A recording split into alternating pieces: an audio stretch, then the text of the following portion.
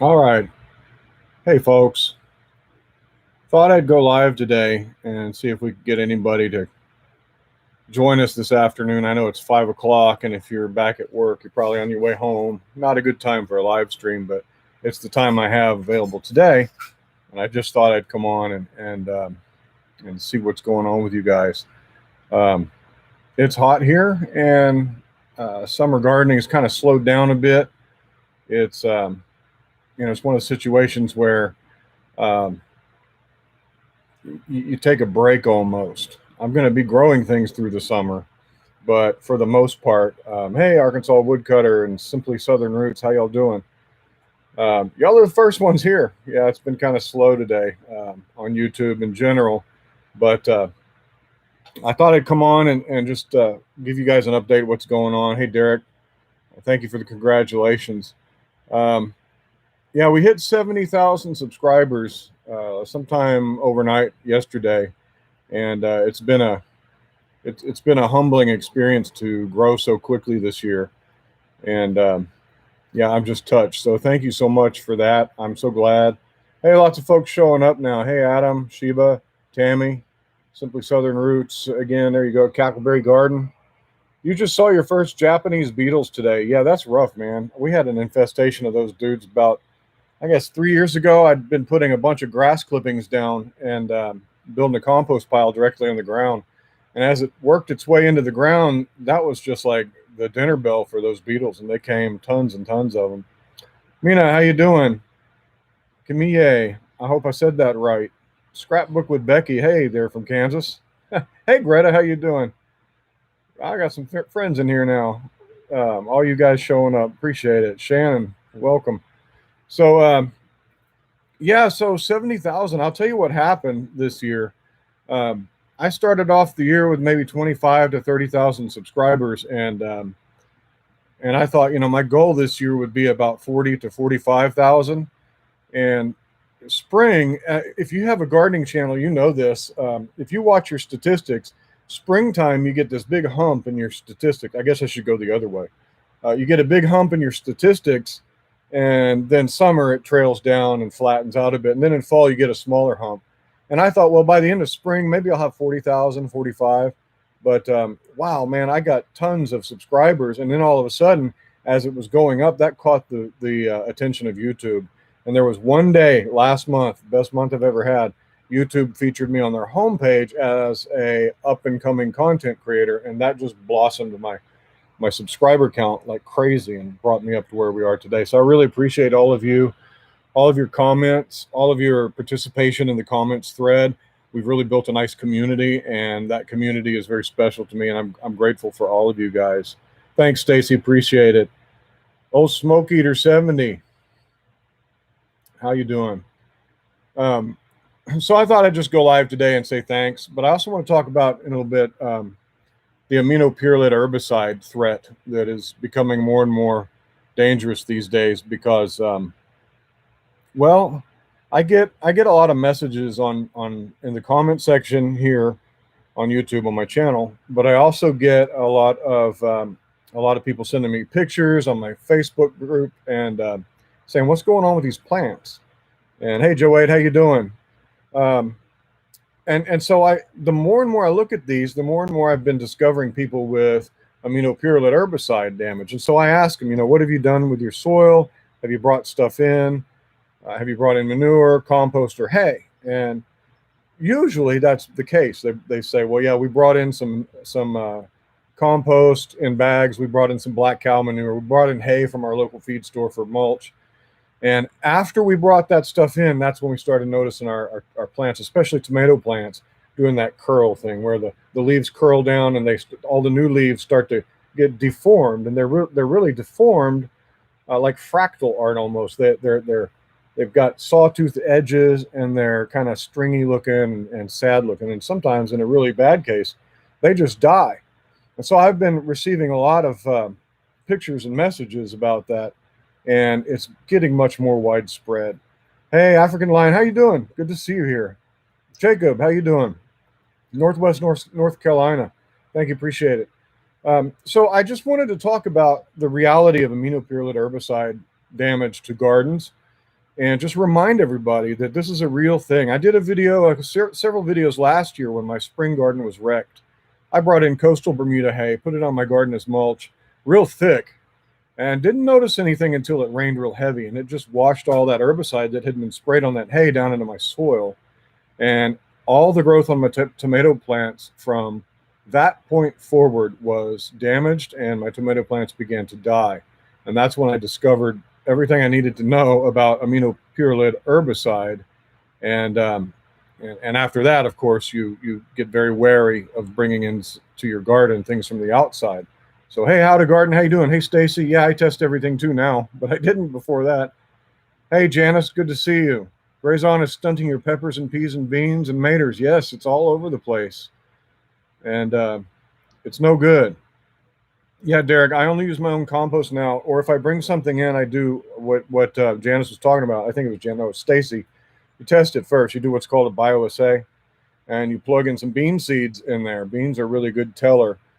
Just slit open your manure and plant some seeds in there and watch them come up. Give it about a month, and you'll see the first several sets of true leaves. If there's Aminopyralid herbicide in there, then you'll notice that the leaves will deform and be really deformed. So yeah, that's what you got to do if you're going to bring something in from the outside. And you know, it's more and more widespread these days. In fact, a gardener acquaintance of mine in another live stream had mentioned that she lives down the street from the UF Dairy in Florida, and UF Dairy sprays their fields with Aminopyralid herbicide. Well, they take all their manure and send it down the road to Black Cow. So Black Cow is the exclusive recipient of all that manure from UF Dairy. So I can't even trust Black Cow now. So yeah, it's getting far more persistent. No pun intended. The molecule is a persistent molecule. It's getting far more pervasive in commercial bagged products now that I'm not sure I'm not sure we can trust that stuff anymore. And so I get these messages from gardeners, and they say, "What's wrong? Why is it doing this?" And I give them what I think is going on. I give them some steps to try to test it and see if that's the case. And just in the past month, I've received over 10 different gardeners who've sent me messages saying, "I've got this Aminopyralid herbicide. What do I do?" So I just wanted to talk about it again because it's really a persistent thing. I've got maybe a half hour. Man, it's hot out here, friends. It's 100, almost 100 degrees in my garage today, and I'm sitting in the fan. So I'll try to endure this a little bit longer than I normally would. But yeah, I'll try to. I want to talk about that today. So let's see. What's the comment section doing here? Someone asked me a question about onions and beans. Who asked that? If you're gonna, can you grow onions and beans together? I wouldn't imagine that would cause you any trouble. I saw that question. Maybe it's been retracted. There it is. MJRJ. Hey, from Spain. Welcome from Spain. I'm not sure about onions and beans. Some of you guys who know about companion planting better than I do. I don't grow onions I don't grow onions except on their own, just because onions can be temperamental with plants on the, with neighbor plants. So I don't know the answer, but someone surely here knows the answer to that for MJRJ. So mid-70s today, Cackleberry Garden, man, I'm jealous. Mid-70s is a dream. That's coming in October, I think. Maybe November. We'll get back to that. But I've got the worst part of summer looking ahead, and it's actually fairly mild this coming week. We're going to be in the low 90s during the day and low to mid 70s during the night. So that's not bad. At least we can get out there and work in the garden in the evenings.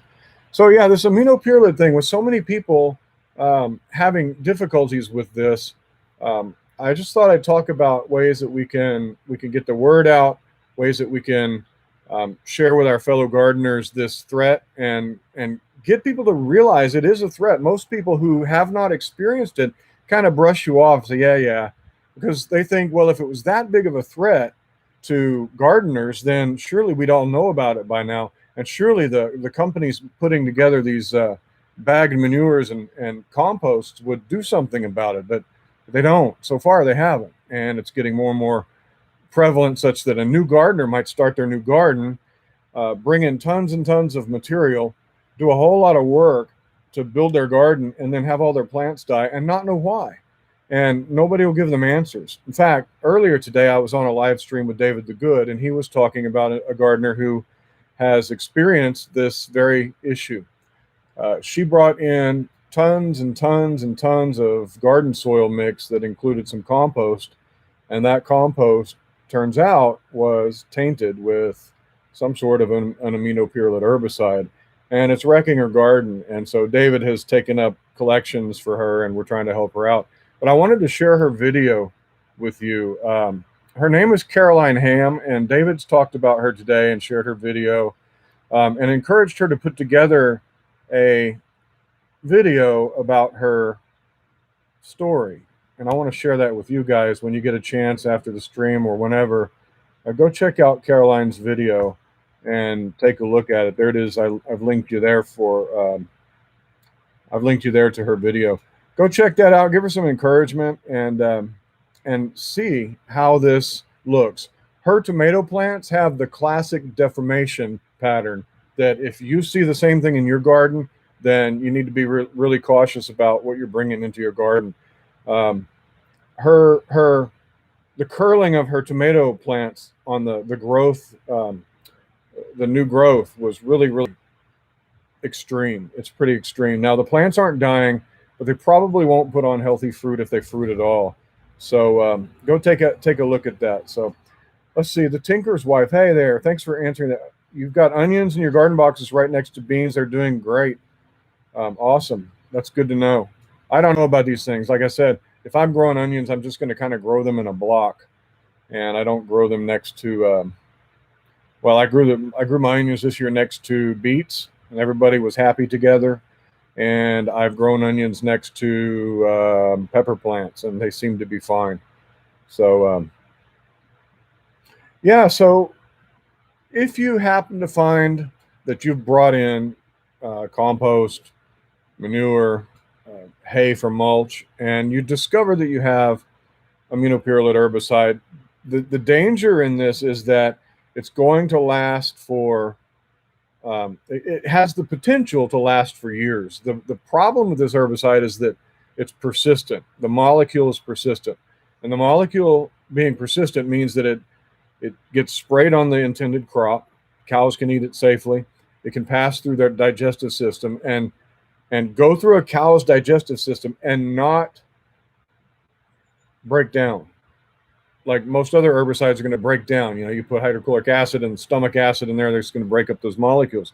Then that manure can be collected by well-meaning gardeners, composted, and even that composting process does not break down the Aminopyralid molecule because it's persistent.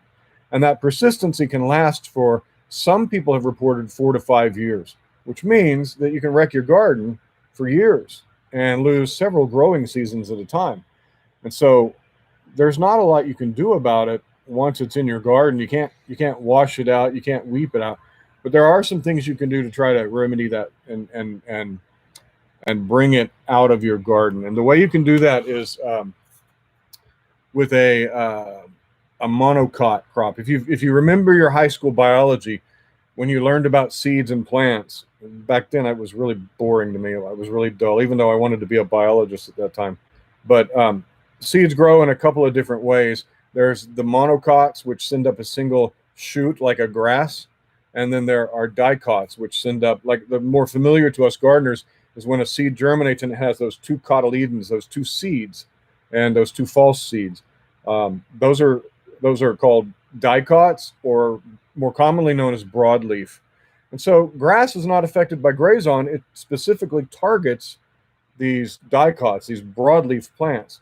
And that's what it kills, you know, cloverleaf and bindweed, choke, all the things that grow in your hayfield that you don't want your cows eating. Or if you want to sell a clean bale of hay, you don't want weeds in it, then you spray it with this stuff. So if it's in your garden and you plant your seeds in there, if your seeds are dicots, like most of our seeds are, then the stuff that's in there, that Aminopyralid herbicide that's in there, is going to radically affect your dicot plants, but it's not going to affect a monocot. So what you can do if you've got this in your garden is you can plant something that is a monocot like corn. Corn is a grass essentially, and corn has a lot of biomass, especially if you plant corn that is like a dent corn or a flint corn that gets 12 feet tall and puts on a lot of mass. And corn is a heavy feeder, and what that corn will do is send its roots out into the soil and will draw up nutrients into the soil, into the plant. But it'll also draw up a lot of that herbicide into the plant, and it will store that herbicide in the leaves. And that will help to take out some of the aminopyralids from your soil. And you can do that once and then try to do a bioassay and see if you've got it all. You can do it twice, however long it takes. That's one way you can help to remediate this poisoning. And so that's what I did last year. I planted a big tall corn, and it seemed to work. As my corn was about 8 to 10 feet tall, I planted beans down in the among the corn to see if it was taking it up, and the beans started to come up and they were fine. So I must have had either a very light contamination of aminopyralid herbicide, or the corn did its job really well and took up all of it. So yeah, it's rough. But you can do some bioremediation using a monocot, and there's lots of different grasses you could use. I've heard people using all kinds of different grasses that are cover crops, but the corn I like because it has a lot of biomass and a lot of storage potential to bring that up out of the ground. Let me take a look at some of the comments here. How do you say that? X-I-A-N. Is that Jean Lee? I don't know how to pronounce it, but yeah, thanks, man. I appreciate it. I appreciate that you like the videos. Hey, Maricel, how you doing?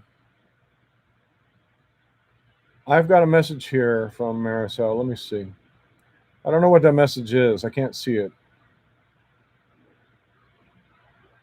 Cackleberry Garden lost 3 of your sunset beds to this stuff. You're trying Reclaim by Soil Diva to see if the microbial activity will break it down faster. I'd like to know if that works. I haven't heard of that one. Reclaim by Soil Diva. That might be a good option. I'd like to. I need to look into that. Reclaim by Soil Diva. I'll mark that down.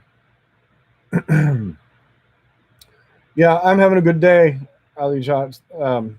It's a hot day, but it's a good day. Sounds like evil overlords did this on purpose to make gardeners bow down to their GMO foods. Yeah, I don't know if it was intentional, but it certainly isn't on their radar to fix. There was an article, and I posted about it about 3 weeks ago, that Dow AgroSciences was considering reformulating this stuff to make it less dangerous. And then I realized, well, that article's from 2008. Clearly, they didn't do anything to reformulate it. So, yeah, it's still out there, and it's out there more than ever before. Christine Ledford, thank you. Appreciate it. Glad I could be of help to you. Hey, Jason, how you doing? I was looking for a video from you today. I didn't see one. Hope you guys are okay. Hey there. MS Craft. Is it Miss Craft? I've seen you around. You're like a regular. Yeah, Arkansas, your dude's here. Are you on his team in the shed wars? Or are you guys all like on opposite ends of the spectrum? I also want to talk today about something I'm going to do this fall, and I'll get to that in a minute. But yeah, if you have any questions about the aminopyralid issue, just post them there, and I'll see if I can answer you. I've had a lot of experience with it now, and had a lot of troubles with it, and a lot of trials trying to remediate that stuff. And I've had a lot of discussions with people who are experiencing this poisoning in their gardens these days. So it's not a good thing, and it's getting more and more pervasive. So, like I said, I've had at least 10 people in the last month who have been confirmed to have been experiencing this same thing. So, hey, Deborah, how you doing? Good to see you. The missus had some errands to run off camera that ate up some time. Jason, your missus is often on the road, isn't she? Yeah, it's good to spend time when you can. You're opposite ends, but on the same team. Arkansas Woodcutter. Yeah, I haven't been able to figure out how I could fit into the shed wars thing, you guys. I'm not Yeah, I don't even have a shed. And I know you guys all tried to get me in there and said I didn't need a shed, but yeah, I got a hard enough time trying to make videos just for my channel. But you know, I did the single seed challenge this year. I started the single seed challenge. Gosh, it's been a long time, and I'm sad to report. I haven't done an update yet, but I will. But I'm sad to report that my single seed challenge is completely and totally dead. The heat has finally killed off my single seed challenge, and I was able to get some fruit off of it. I'm ripening them on the counter. They're still kind of hard, but I don't have a lot of hope for it. But what I did do is I was able to trim off about a 6-inch piece of the very last part of the growing tip of my Black Beauty tomato vine, and it's being rooted in some water. So I'm hoping that my single seed challenge will live on as a clone, and I'll have my single seed challenge continuing to grow in the fall. The problem was not only did the plant suffer from heat, but because it was compromised, the spider mice discovered it. And so I have a compromised cutting that was slightly spider mite damaged as well. And man, those spider mites, once you get spider mites in your garden, it's really hard to get rid of them. I've got spider mites in my eggplant. I've done neem oil treatment on those twice now, but unfortunately, I think the damage is done and they're not looking really great. Yeah, Arkansas Woodcutter, the single seed challenge is what started your channel, and I really like your channel. You've got a great channel over there. Let's see here. Yeah, a moment of silence for the for the single seed challenge. It was kind of sad, but I wasn't all broke up about it because that poor tomato plant looked awful. It was real viney. It was leaning over. A windstorm knocked it down. The heat got to it and crisped it up, and then it put on fruit that just wouldn't ripen. I got blossom end rot, had to deal with that. So yeah, it was a real rough one, that single seed challenge. But you know what? I brought it through its life cycle, and that's the whole point of the single seed challenge. So when I do my final update, I'm going to do kind of a retrospective of you know, from the seed through all the footage I have of it, and then finally to its end. And hopefully, if this little cutting takes off, we'll be able to have like son of single seed challenge or something. Will I do more eating challenges? The fire noodle was entertaining. You know, I've thought about that. Hairy man legs. I've been growing a jalapeno. It's a Diaguito jalapeno. It's a kind of a new jalapeno. I don't even know if it's a stable variety yet. It's an heirloom. The seeds have been sold. Mine came true to type. And it's a big fat thing about the size of a golf ball. And I might do with Samuel, I might do a challenge to see how much of one of those we can eat. They're not super hot, but for a little kid, you know, that's pretty potent. So we might. Speaking of challenges, what I am going to do this year is I'm going to sponsor I'm not sure what I'm going to call it yet, and I'm still working on trying to figure out all the particulars of it. But for fall gardeners, especially us southern fall gardeners, I'm looking for gardeners in Zone 9, Zone 10, Zone 8, who are going to grow a fall garden and plant carrots. And I'm thinking of having like carrot wars or carrot combat or something. I don't know what we're going to call it yet.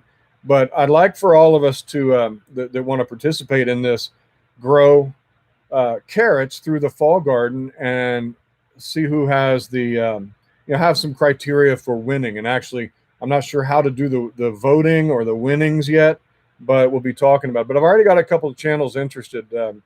Rachel Andorfer is kind of interested. Go check her channel out. She's a South Carolina gardener who's new at gardening and on her second year, and she's very honest with her garden. Worth looking at. There's a guy here in Houston that wants to participate as well. And yeah, man, you can grow all kinds of crazy carrots. And I was thinking we could have the most gnarly looking carrot award. We can have the best carrot recipe award. We can have the most beautiful carrot award. And, you know, just something fun. Nothing that's like really a challenge or a throwdown, but we could trash talk each other like those guys over in Shed Wars do. But the whole point of it is that we can point to each other's channels and, you know, kind of help each other out.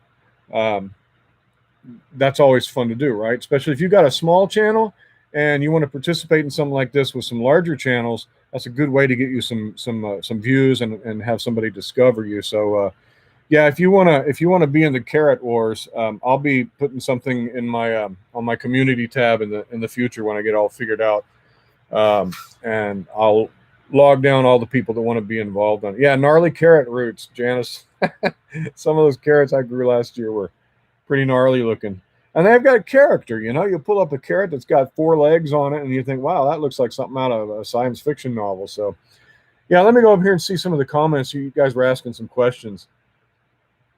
Stacy Nance from Baltimore, Maryland, trying to container gardening for the first time this year, enjoying to see my experiences with containers as well. Yeah, my containers have really suffered this year because of the early heat, but my peppers are doing well in containers this year. I'm really happy about that. Reducing weeds in hayfields. Yeah, that's what Grazon was made for. Unfortunately, it reduces garden plants too. So, well, I already talked about the eating challenges. There's a beneficial mite used in greenhouses. Yeah, there's all kinds of beneficial bugs out there. They're about to release those genetically modified mosquitoes, I think in Florida and here in Texas. I'm not so sure that's a great idea. Unintended consequences and all. Yeah, Tinker's Wife. That's a good jalapeno. Dieguito. It almost looks like a big cherry pepper, and it's real. It's got the veining on the outside. It's a beautiful pepper. And I about gave myself a coronary the other day when I bit into one, thinking it was one of my sweet peppers. They're not as hot as I expected, but I didn't expect that one to be hot. I forgot which ones they were. Do I have a video that's specific to my fig trees? I imagine you're talking about. You planted yours in the ground, Stacy, 3 years ago and never got fruit. Yeah, if you go to my channel and search the videos for fig trees, Stacy, you'll find a lot of fig stuff. I haven't done a lot of fig videos this year, mainly because, again, the heat has got my fig trees all stressed out, and they're not real pretty to look at right now. And actually, some of my favorite figs this year have refused to fruit, and some of the ones I haven't got fruit from yet are fruiting. So I'll do some fig tree videos more when I start to get some fruit.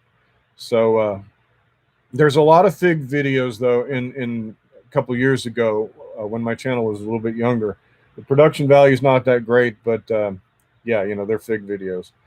How many people do you think it would take to force companies to disclose anything in their compost, manure, and other? I don't know, Tammy. Even if every gardener on YouTube gathered together, I don't think that would be enough, because the power of big agriculture in this country, of any corporate, you can't blame the farmers. I mean, they're kind of twisted. Their arms are twisted into this. They can't make money, if their neighbor next door is being government subsidized to use all these chemicals and farm in the big ag way. And so they're kind of forced into it. I come from a family on my dad's side, which were farmers, and they grew cotton, sorghum, and rice, and they could no longer compete with rice. Eventually they couldn't compete with cotton, and now they're all out of business and strapped with debt, because you buy $1 million combine to farm your government subsidized farmland, and well, the prices are kind of tweaked and managed by the government. And eventually you can't make any money if the prices drop too low, or you start buying your rice from China. So, yeah, so it's I think it's just economics. And unfortunately, it's economics from the top down. I'm a firm and staunch capitalist, but I'm a free market capitalist, and our markets are not free. Though we claim to be capitalists, our markets are really not that free. Our markets are manipulated in this country, and they're manipulated in such a way that the little guy has trouble making money. Now, there's a lot of hope in our country right now in terms of local farming and local gardening and farmers markets and local restaurants sourcing their food from market gardens and truck gardens. But yeah, it's going to be an uphill battle. I don't know that there's anything we can do, and I don't know that we have a big enough class for a class action lawsuit until more people wake up to this stuff. Unfortunately, I think it has to get worse before it gets better. So, Lisa, you want one or a few of my figs? Lisa, I've been threatening for years to sell cuttings. I've just never got around to it, and I've just never really been. I've never been willing to take on the risk of selling stuff online that could possibly die before it gets there, and I don't want to have to refund money and all that stuff. It's just a real hassle. I mean, I've sold stuff on eBay for years, and it starts to get to be a real hassle. And you end up losing money, and it's not worth my time yet. But maybe in the future. If you were local in Houston, I'd give you a fig plant. Um, I've got a few that I've started that are duplicates, but I wouldn't give them to you until the fall when I'm sure they're going to take. So we cover my rear end there. Janice, yeah, I don't know. Big ag in cahoots with big pharma. Um, could be. Could be. Third live stream we caught today, Pacific Permaculture. Yeah, I've caught 2 of them today too. So this is my 3rd one as well. Lily D, is there anything you can do to protect your figs from bugs? What kind of bugs you got, Lily D? I found that my fig trees are very don't almost never have any bug problems. But what I do have is, of course, the fig rust virus, and that attacks every single year. There's nothing you can do about that. But hey, Farah's first live stream. Glad you're here. Hey, Vera, you were in the garden. That's a good place to be, Vera. I like your new channel. I like your channel. I like your new name, Vera Campbell, Our Homestead. Hey, Derek, Canadian farmers in the same boat. They have to grow Roundup ready crops. Yeah, that's the problem is not only is all that stuff you're buying at the store been grown with in nasty soil that doesn't have any mineralization and therefore doesn't have any real, doesn't meet the potential nutritional value of that crop. But now you've got all this stuff sprayed with Roundup, and Roundup has been approved as an organic spray in the second, I think it's I don't know how they explain it, but you can't put it directly on a crop that you're selling unless there's a processing that comes after the harvest. I think that's how it works. No, you can spray Roundup on a field to kill the field, and then what you plant in there next can be planted in an organic manner, and they still consider that to be organic. So even our organic food is, you never know. You never know what's been sprayed on that stuff. So, I don't bother these days to buy organic at the grocery store unless it's just the food looks better, because I'm paying a lot of money for a certification that oftentimes doesn't mean anything. So, Just Kissa, thank you for all the videos you do. First time gardener, I've learned so much. Thank you, Just Kissa. That's really what keeps me making videos. Well, I'd be lying if I didn't say YouTube revenue that keeps me making videos. But I'm really encouraged to do better videos and better quality stuff when people are actually learning and using the stuff and learning from my mistakes, especially my mistakes. So, yeah. Let's see. Faraz, I appreciate it. Thanks. I'm glad. Thank you for the encouragement. You just tuned in, Lauren. Welcome. Fellow Houstonian, can you still, what can still be planted from seeds here in Houston? Not a lot, really, here in Houston, Lauren. What part of Houston are you in? I'm in the Friendswood area, but you can plant okra from seeds right now. You can plant, you might be able to get away with eggplant if you start them and tend them up. Eggplant will grow pretty well. Cowpeas, you can start cowpeas, southern peas, purple hulls, black eyes, that kind of thing. Those will thrive from seed right now. You can probably plant some watermelon right now and expect it to do okay. And there are a few others, but not many more. So those are the kind of the classic summer crops around here. But I plan to plant cowpeas. I'm taking out a bunch of tomato plants. I'm taking out my cucumbers. And it looks like I'm going to be taking out my eggplant this coming week. And I'm plugging in purple hull peas throughout my entire garden, pretty much as a cover crop, but also for good food. So, yeah, sweet potatoes. You can grow sweet potatoes. What size pot? I'm growing sweet potatoes in like a half barrel. That's the minimum size. And then I'm growing them in a big bin that's about 4 feet long. I've seen people grow sweet potatoes in a 5-gallon bucket, but they only put 2 or 3 plants in there. But to grow sweet potatoes right now, your slips need to be pretty well developed. So, yeah, I am trying sweet potatoes. It'll grow in the summer. The whole plant's edible. Terry in Texas, you bought 10 bags of black cow. Bags are still sitting there. I have to figure out something to do with them. No, don't trash them. Terry, take the bags of black cow, put a slit in the top of them, and plant some bean seeds in there. And just those bean seeds will germinate, and you can watch them. And when they come up and you get 4 or 5 true leaves, not the original leaves, but the true leaves, Watch those leaves and see if they curl. If they curl and gnarl up, then you don't want to use that stuff. But if they don't curl and gnarl up, it's perfectly safe to use. Kimmy, your tree is on a wine barrel, 7 years. Just this year, it's been dropping leaves. Yeah, it's probably root bound if it's been in there that long. What kind of tree is it, Kimmy? Are you talking about a fig tree? I'm scrolling up to see if you were the one that asked me about fig trees. If it is a fig tree and it's in a barrel and it's been in there for that long, you want to root prune that tree and then prune the tree itself.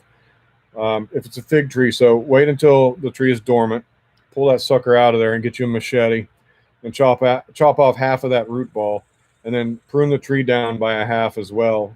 And when that tree comes out of dormancy, it'll be a whole lot more healthy, and you might get a nice, good flush of fruit. Beyond Bush, hey, good day, brother. 4 eggplant down and planted. Awesome. Awesome. Rosenberg, Northeast, Rosenberg and Northeast Houston near Humble. Yeah, my family was from Rosenberg. The farms that my dad's side of the family had were out on Daly Road out there. There's a big giant freeway overpass being built there now. When I was a kid, it was just a gravel road. Daly Road, Miller. Hey, Art, how you doing? Will I be doing a fall garden prep video before planting time? Hey, you want to come over and help me and we'll make a video together? Yeah, I probably will. It really all depends on how my cowpeas do, but more than likely what's going to end up happening is I'm going to have cowpeas through my whole garden.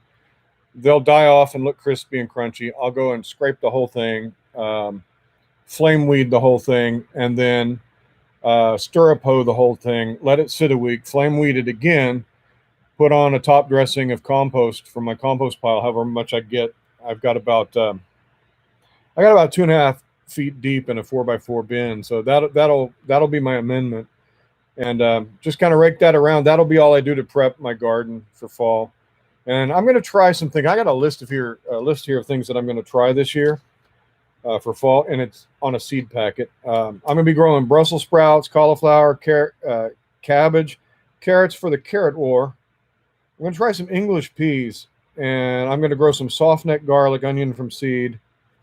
And there were some other ideas, but I really want to grow Brussels sprouts. I've never grown them before. And I figured if I could grow cauliflower last year and broccoli the year before, man, I can grow Brussels sprouts. And if I don't, well, then I'll learn trying, and I'll make the mistakes so you guys don't have to. So, yeah, before planting time. In fact, I'll write that down. I got a running list of things to do. So, pre-fall prep video. So, yeah, Art is actually one of the guys on my stream tonight I actually know in person. So pre-fall prep video. Yeah, that'll probably be closer to the end of August, maybe early September, because my target date for my fall garden, my last frost is usually, if I remember correctly, I'm going to have to look it up. It's near the, it's not the last frost, it's the average first frost. It's sometime in October. And I want to be before that. I want to give my plants time to get up and germinate it if I direct sow things. So,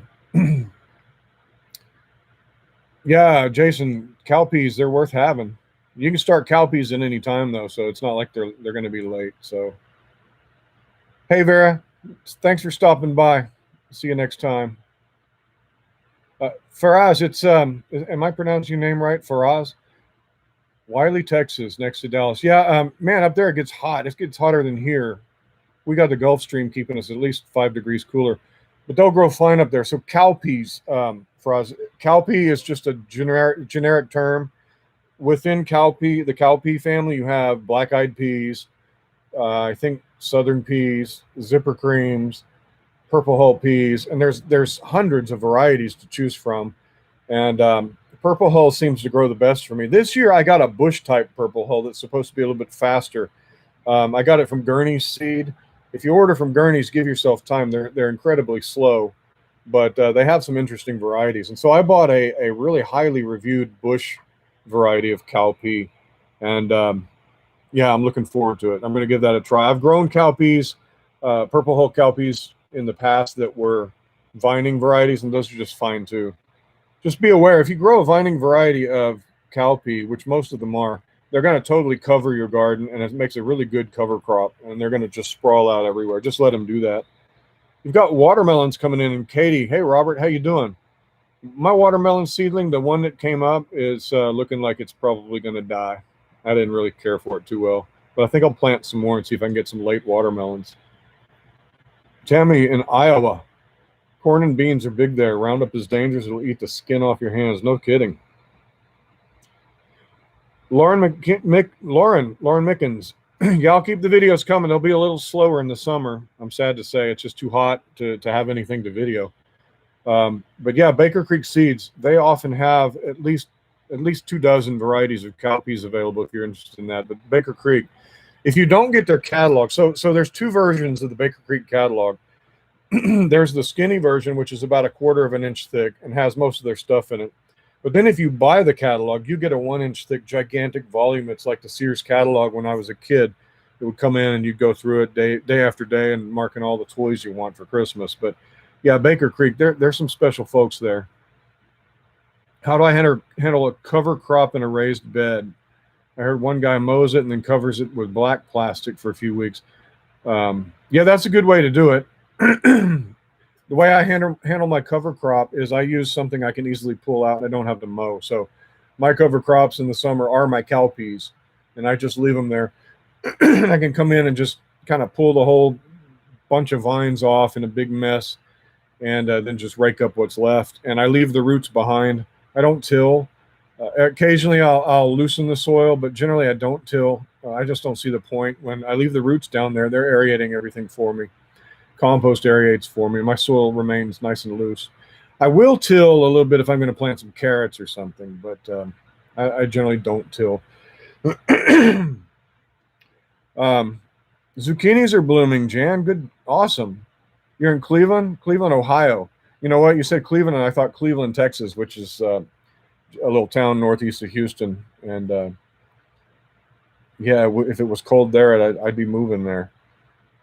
Zucchinis are blooming. You know what? I got tons of zucchini this year, and the vine borers did not find my zucchini plants this year. There were maybe 1 or 2 that died from vine borers. Most of the zucchini death and squash death was because of heat, and I still have a couple of plants growing, and there's been no borers. I did see the vine borer moth. They're very easy to tell. They look like a red, kind of a cross between a moth and a wasp, and they're bright red, and you can tell. And I saw the mother flying around my garden, and she landed on several leaves, but I think she was confused because I had everything intercropped this year. And yeah, so I didn't have any trouble. I got so much zucchini and squash, I didn't know what to do with it all. In fact, I still got some of it. And I have to say, some of it's gone to the compost bin. So let's see. Terry in Texas. You don't stake okra. Yeah, okra will grow in a nice thick stalk. I had an okra one year that had a 2.5-inch, maybe 3-inch stalk. It was a Star of David okra. Man, that stuff grew and grew. Let's see. School of Permaculture. I've heard of him. He's in Texas. I need to look at that. School of Permaculture. Thanks for that link, Pacific Permaculture. Let's see here. Sorry, guys. I'm looking stuff up while I should be talking to you, but I want to see what this is all about. All right, subscribed. I'm going to check him out later. Awesome.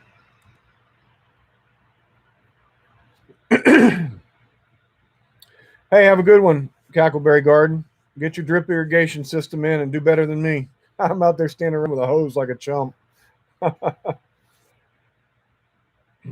Wipeout XL. Show off some of my lamps. My lamps. Yeah, you asked me about that. People have asked me about my lamps. There was a time when I collected these gas lamps. They're kind of dirty, but I use them all. I like the colored things because they're pretty, but you know, like these would have been used. The colored ones would typically have been used on railroads.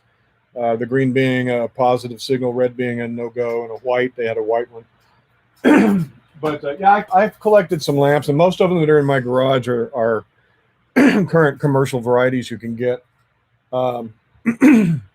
Yeah, there's nothing much to them. They come in handy if the power goes out and you need to see where you're going. And when it's really cold in the garage in the wintertime, if you light one of those lanterns, it actually reduces the temperature in the garage by about 5 degrees, makes it bearable and tolerable. So Hey, AG Kickboxing from the UK. My mom's from the UK. Glad to see you. Let's see here. So yeah, Wipeout XL. Not much about the lamps. I mean, they're lamps. Um, if you want a good lantern though, if you want a good oil lantern, you got to go to WT Kirkman. WT Kirkman online. They sell Dietz lanterns. They sell their own line, and they're very good quality. They sure beat the tar out of those cheap things you buy at Walmart or the Chinese-made lamps that they fall apart. They're no good. Some of them actually leak. But WT Kirkman makes a good lantern if you're looking for an oil lantern. So Lisa, yes, I'm done with my dwarf tomatoes. They were the first to go from the heat. I did get some dwarf tomatoes from them, and they were very good. But yeah, they were so small and they were the first to die off from the heat. So yeah, no, they're not electric or propane. They are the lanterns are oil lanterns, and so you use lantern oil, which is kind of like almost a kerosene. You could actually use kerosene, but lantern oil is a more refined kerosene, and you can buy like a 3.5 gallon jug of that for pretty cheap, and it lasts a long time. Um, I've used them in the winter underneath a plastic greenhouse type structure that I built over my figs and put a couple lanterns in there. And the flame from the lanterns is enough to keep them from freezing on a deep freeze night. We don't have many of those nights here, but a few years ago we had snow and we had frost and all that. And I had to put all my fig trees underneath this plastic. And these are the lanterns I use to keep that warm under there. And I'll use them also on my citrus as well if I need to keep my citrus from a frost. Um, I'll put a couple of those under the citrus tree that's in the ground and cover it with plastic or a sheet, and hope it doesn't catch on fire. So yeah, so they're not propane, but they're a liquid oil. Um, let's see. Yeah, the dwarf tomatoes are done. Let's see. Yeah, it's good for camping, but they're not as bright as a propane lantern. Propane you can pressurize and you can put them on a wick, and a propane lantern will get real bright. These guys, they're just like having 3 or 4 candles together in one, so it's not really that bright. Can you grow cherry tomatoes here in Houston for a fall garden? I think so. Yeah, start your seeds in August and put them out in mid-September. You should be able to grow some cherry tomatoes. There is a cherry tomato called a Juliet, and it's by Bonnie Plant. It's a hybrid. And if you get a Juliet, I had one last year that grew all through the winter into the spring. The problem is I don't like it. I think I've said it before. The skin is real tough on it. But I mean, if you want a tomato, it's still better than what you buy at the store. Those things are awful. Moo Moo Ma, hello from Scotland. Hey, that's where my mother's from. Falkirk. Pruned your peppers. They're looking great, but I'm not sure I will get any due to the temperature, even though they're in a greenhouse. Yeah, peppers are a long season plant, and so if you wait long enough, you probably will get some. If they bushed out, pruning a pepper. So okay, pruning pepper is real controversial. It's actually my most popular video, over 1.5 million views. And then the new video I've done is taken off as well. Pruning peppers is a good way to get your plants to bush out, but it does knock the season back. It does knock the plant back a little bit because it's got to recover those apical dominant growing tips, and it's got to put on new ones. And so that adds several weeks to your growing season. So yeah, you just have to wait. Peppers sometimes take a long time. Yeah, they do get bushy. They do get bushy. Stacy, you've got squash in your living room. Awesome. Let's see. Do I grow tropicals here? Pacific permaculture. I could push the zone. I'm in zone 9A. I'm kind of on the border of 9A and 9B, according to the revised USDA chart. But really, I'm subtropical. But I have a south-facing brick wall that absorbs heat all day long, and I've considered growing moringa back there. And I have moringa seed. I just didn't germinate it this year. So I can probably get away with some tropicals, but I haven't done so yet. Sorry, it's been disappointing up there in Vancouver, ocean-bound. Yeah, Lord, Juliet tomatoes. Juliet. It's a hybrid put out by Bonnie Plant. You can usually find them at Home Depot. I don't know if they have any right now since springtime's kind of up, but if you go over there now, there might be some. Black Gumbo. I know you're on the Gulf Coast. Exactly where on the Gulf Coast? You're in Pensacola. I'm in Texas, in between Houston and Galveston, and that's what our clay is right here. I'm on the coastal prairie, and we have lots of what's called black gumbo clay. Basically, what it is, it's silt that's washed off the continent as the ocean receded, and we have real dense black gumbo clay. It's real gummy. It gets hard as a rock, hard as concrete when it dries out. Green love, I haven't had any problems with root rot nematodes. Maybe somebody here has. Essentech Prendergrast. Hello. Welcome. You watch my video on neem oil. You want to learn how often you have to use neem oil for your vegetable garden leaves. Neem oil is good for like 3 or 4. I usually just put it on 3 or 4 times. So if I have a pest that I need to eliminate, and I did the other day, I had spider mites on my eggplant.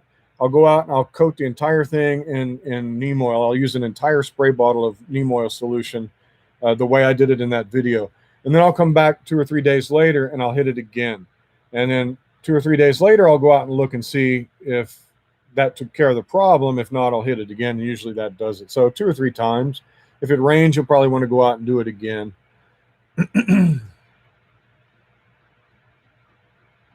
Mina, you've had a bad lime crop this year. My tree has 3 limes. Yeah, I don't know. Sometimes they do that. Like I said, I've got a fig tree this year that's not giving me figs, but last year it had tons of figs. So, yeah, I don't know about that. They're kind of touchy sometimes. Thank you, Kimmy, for encouraging folks to hit the like button. Wipeout XL, have I thought about getting some backyard chickens? I have thought about it, but I don't really have the room. And my son has about 30 chickens on his property, which is about 20 minutes away from me. He's got 30 chickens, 2 turkeys, 6, 8. Actually, he's got more than that now because they reproduced. Rabbits. He's got about a dozen quail, a couple of geese. And so, yeah, he's got all the eggs we could possibly barter. And I'm trading eggs with him in exchange for a sugar cane that we're growing down there. And the sugar cane's about 1.5 feet tall. So that should come into fruition one of these days. Eggshells, can you just crush them and put them around your plant, or do you need to cover with dirt? No, you can just leave them around your plant. What are you using the eggshells for, Christine? If they're for calcium, well, that's going to be a real slow calcium release, because even if eggshells give up their calcium like measured in years and years. If you crush them and bake them and make powder out of them, you speed it up but it's still a slow release. You want calcium in your soil to be water soluble if you need a real quick jolt of calcium. And you can get that in a number of ways. I have some ways in my video on blossom end rot if you're interested in looking at that. Yeah, Wipeout XL quail, they are like prolific egg producers. I can't believe how many eggs they get down there on my son's property. Pacific Perm, you're in 9B. Yeah, if you got a south-facing stucco wall, you could probably push that zone to 10B, maybe even more. Yeah, lessons learned. That's rough. Yeah, you've probably got the same kind of clay I have. There's gumbo clay all along the coast. It just depends on how far you are in from the actual beach. And I'm about 5 minutes from saltwater from Galveston Bay if I go in one direction. Maybe a little more than 5. Maybe I can get there in 10 minutes. But I'm 30 minutes from the actual breakers on the beach. And between me and the beach, some of that soil turns into sand. And I'm just glad I don't have to garden there. So, Texas Janet, you've got moringa seedlings in a pot. You got on an east-facing stucco wall. Yeah, any wall that gets a lot of sun can keep some heat in. It's probably going to be okay to push the zone. You're welcome, Essen. Your lemon tree's froze and now no lemons. Man, that's sorry. You know what? I've got a Meyer lemon tree in my backyard that I haven't done anything to protect during our latest freezes. I had lemons out there with snow on them, and that thing just keeps going. I don't know. All I planted it before I really knew what I was doing, and it seems to be doing fine. Yeah, I'll do another video on sugarcane when I get down there. The problem is we don't get down there a whole lot right now because of the COVID thing. We go maybe once. We go once a week. We've just started back going to visit once a week. And when we get down there, there's other things going on. And so I'm going to try to get some video of the sugarcane, but that's always priority low when we're over there. No, he doesn't have a YouTube channel, Joe Wade. I'll get some more. I'll get some more footage of my son's chickens and turkeys and stuff. That was all part of the plan. Black Gumbo Southern Gardening South, and I did do a couple of videos where at the end of a video I gave a report on what he's up to. He's got a guard goose down there named Donald Trump, and he's got it's a mated pair, and Donald Trump's wife's name is Ivanka. And Donald and I, we have a love-hate relationship. He likes me sometimes, and I like him, but I think I blew it. I picked him up, and he didn't like that. So it's hard to get video down there where Donald's honking at me and chasing me around. So if Donald will cooperate, I'll get some video of the chickens. Let's see here. Josh Brown, my determinate tomato plant is bursting with flowers, but they're all dying. You live in Seattle. Yeah, it might be too cold to pollinate. That's pretty low. Tomatoes need about a 65-degree night, maybe even more. It's the opposite we've got. I got flowers all over some of my tomato plants, but it's too hot for tomato pollen to be viable right now, so no sense in keeping them around. Yeah, Jason, good point. Mustard has secretions in their roots that discourage nematodes. There's a lot of plants that have those volatile oils in them, like mustard. Texas Janet, you have 20 hens there for eggs. You'd like to raise quail for meat. Yeah, that's what my son's doing. And the way they put on eggs, you could have a dozen of those and raise up a whole new batch. I was doing some research on quail. I was about to get some quail here. I've just decided it's just one more thing I don't have time for. But yeah, quail, that's actually a pretty decent crop of, I mean, pretty decent food producer, both eggs and quail. 20 hens, that's a lot of quail. Yeah. Let's see here. You guys give me a lot of comments tonight. I appreciate it. Deborah, this is your first time on live. You really enjoyed the chat. Yeah, it's fun, isn't it? We like to we build community in these live chats, I think. Wipeout XL, yeah, Trump. I'm not a leftist. I'm not a Democrat. I'm not a Marxist. I'm more of a libertarian, which means I'm not really a Trump fan, but I think he's entertaining.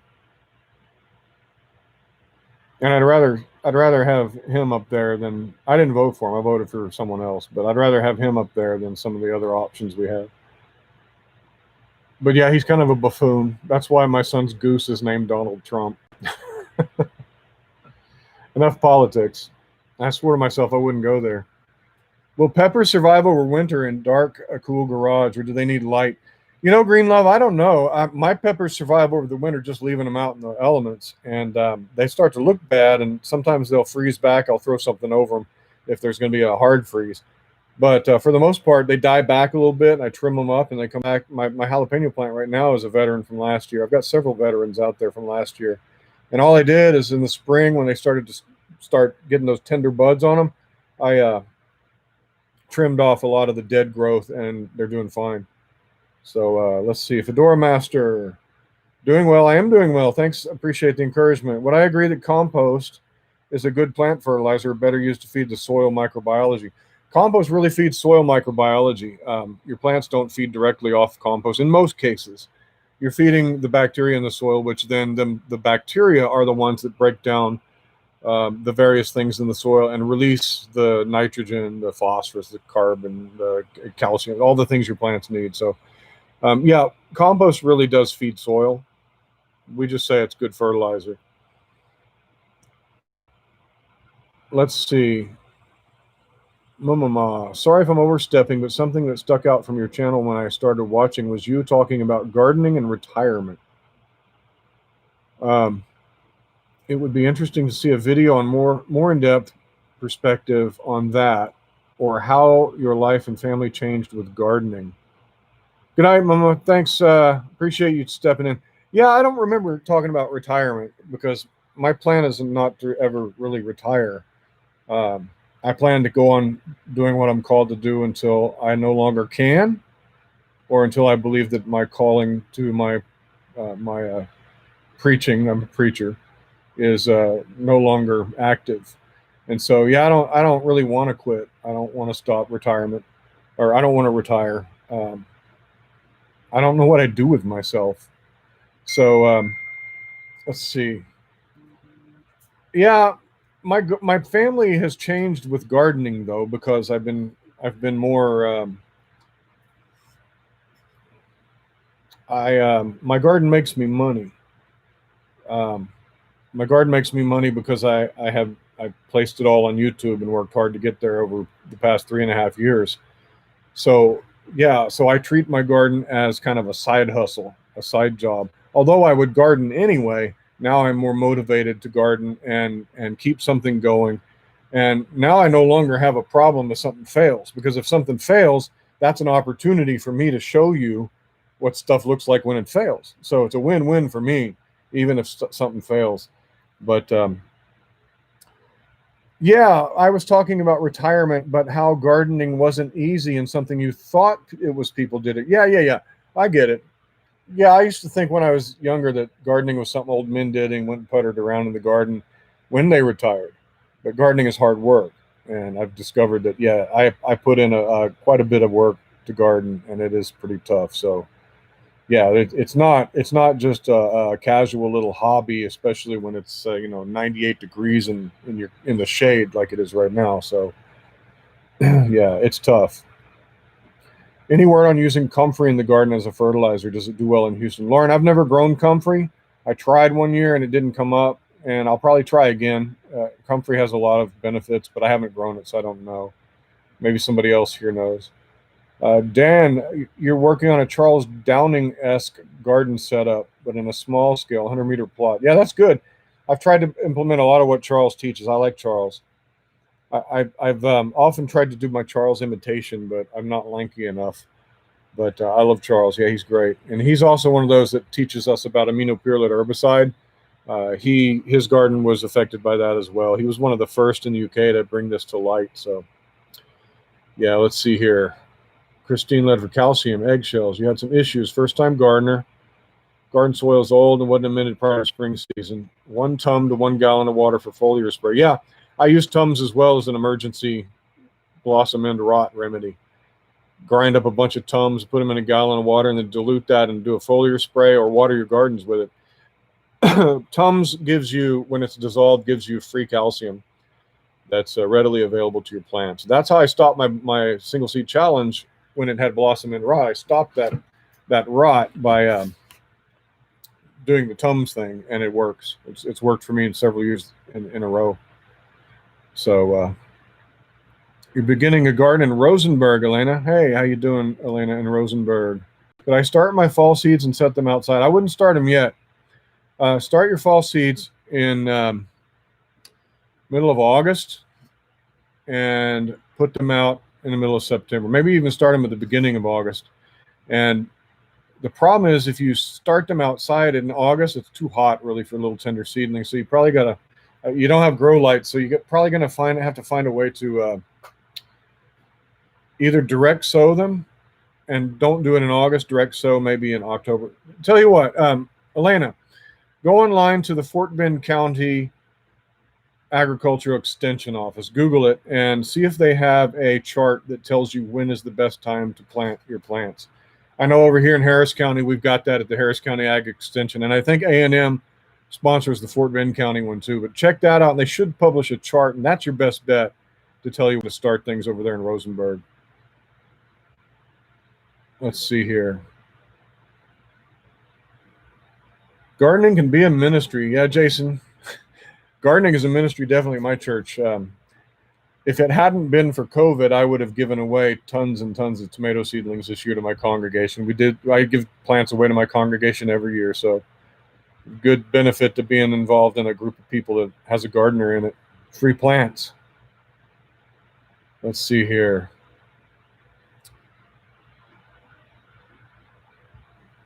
Always preaching about growing food, Pacific permaculture.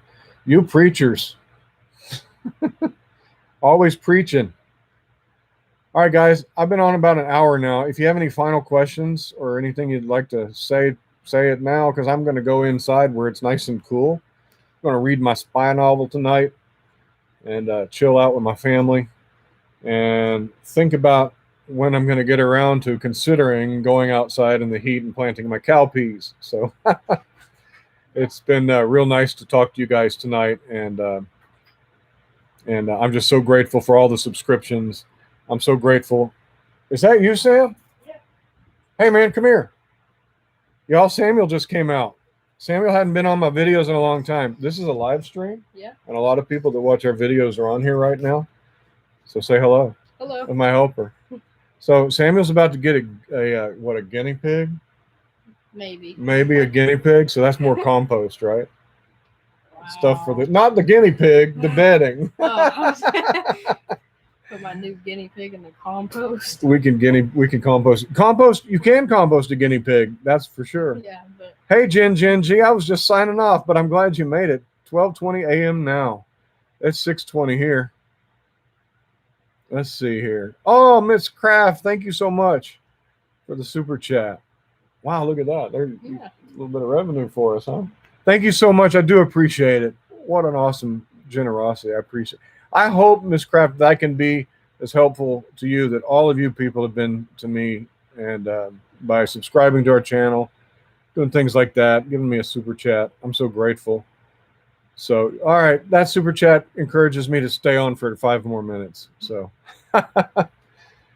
Sam has been helping me off and on in the garden, as you know, if you watch my channel. But the problem with YouTube is now they have this child thing, where if your video is considered by YouTube to be made for children, and the way they determine that is like very vague, then they demonetize that video. And if you get nicked 3 times or so for having a made for children video, you can have your channel terminated just like that. And so Sam has not been in a lot of my videos as forward as he has in the past, and that's just sad because Sam gets a cut of YouTube revenue. And I like him working in my garden. He does work in my garden off video. So he does get a cut of YouTube revenue. Thank you, Carla Garner. Thank you so much. I appreciate the super chat. You're so generous.